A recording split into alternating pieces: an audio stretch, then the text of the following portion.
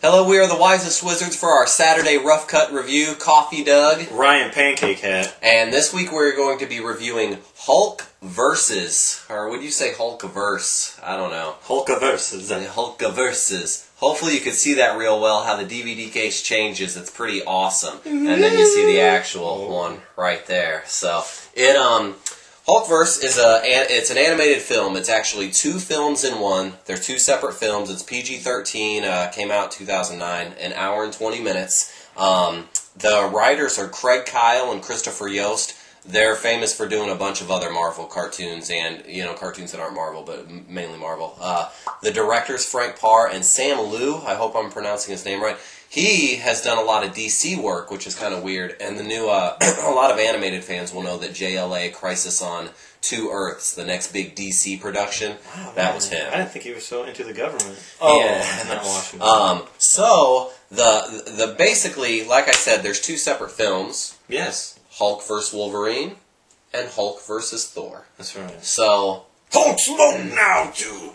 Your favorite was the Hulk vs. Wolverine. My favorite was the Hulk vs. Thor. Yeah. Let's talk about the Hulk vs. Wolverine. All right. What's going on with it? I think that it is the first time the Wolverine sees the Hulk.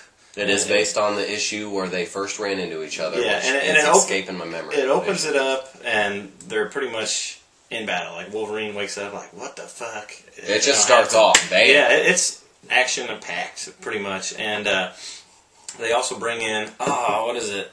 I can't think of the underground, or like where Wolverine... Weapon X? Weapon X, damn. I used to read them all the time, but you see Weapon X people like Omega Red is in this, and Sabretooth, and I can't think of that lady. There's lots of action. But it's ton. And here's the thing, it does appeal to...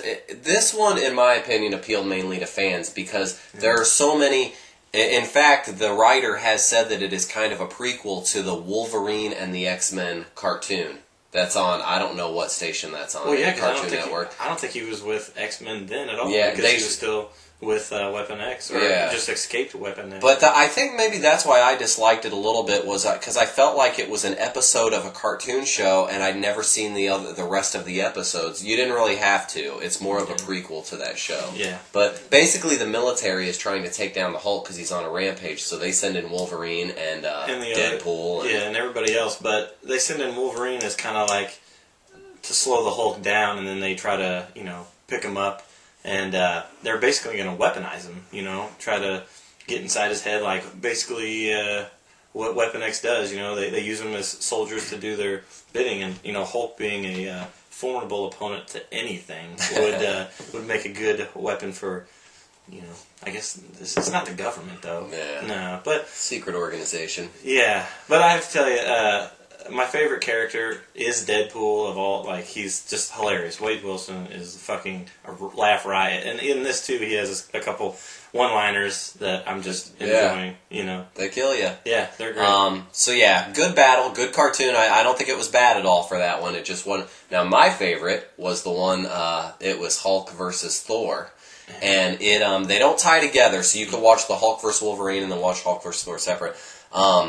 It was basically what happens is Thor's evil brother Loki is trying to take over the body of the Hulk to use him as a weapon, much like in the other one, but he can control him, or so he thinks, and then that's where the problem lies, is that the Hulk's rage and power are so strong that you cannot ever hope to contain him. You can't control the Hulk. You can't control the Hulk. Now, I'm pretty sure why you might have... What made you dislike it a little bit, or not like it as much? Did you dislike it, or... I didn't dislike it. I mean, if you're saying which one I liked better, of course it's going to be the Wolverine one, because I think Wolverine's the shit. Mm-hmm. I don't know much about Thor per se. I mean, I know he's got the hammer and everything, and... I mean, he makes his appearance on Adventures in Babysitting, stuff like that. But, I've said it once and I'll say it again, but the Thor Vikings was hands down like the best comic with Thor, I thought. But that's completely off the subject. I didn't dislike it. It's just Thor's not my cup of tea. And here's the problem. Here's why I don't think this appeals to all people, and I am glad that they threw the Wolverine on there as well. Because if you were just to have a Hulk versus Thor movie, even like an hour-long animation, the people that love Thor, that know everything about the comic, would have been a little disappointed because they don't really stick exactly to the comic and they change some things in the mythology. The people that know nothing about Thor are going to be like, what's all this mythology about? This is boring. I know mythology. I know. I'm just saying it's not as acceptable for all people. You know, it's not. It doesn't. I am a mythological creature.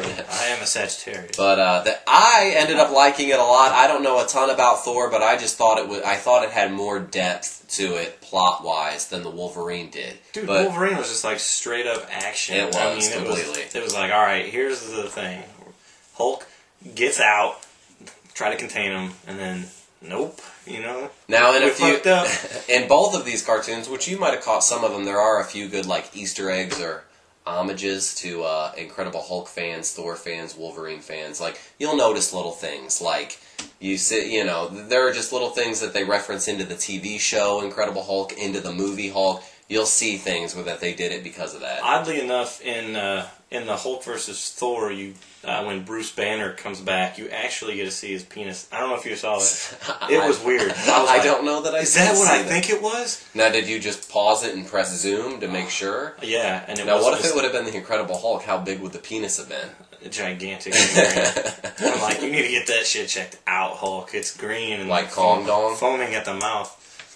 It's foaming at the corona. A lot of the voice actors in this are very recognizable, but nobody famous, but maybe famous in voice acting. So definitely worth checking out. I think kids will like it, adults will like it, comic book fans will like it, no matter what. And I like how he said earlier that it is 2 videos on one disc. I was gonna get on there on Netflix. I don't know what I was watching, and it was a preview, and I was like, I got to see this, and I put it on my Netflix, and I was like, they're both on the same disc? Fuck yeah! That's pretty exciting. Kids will love that. Yeah. So I would rewatch it. So check it out. Hulk versus. You get to see Bruce Banner's penis, apparently. Lots of Deadpool, lots of Wolverine, lots of action. You don't. I was just fucking with you. Oh, I guess you don't. I just want to see how excited you get. You son of a bitch. Check it out. Thank you. We are the Wisest Wizards for Rough Cuts. Please subscribe. Let us know what you think of our reviews. Let us know about other animated films that you like and this one, per se. Check out the other Rough Cutters. Right. Happy Saturday.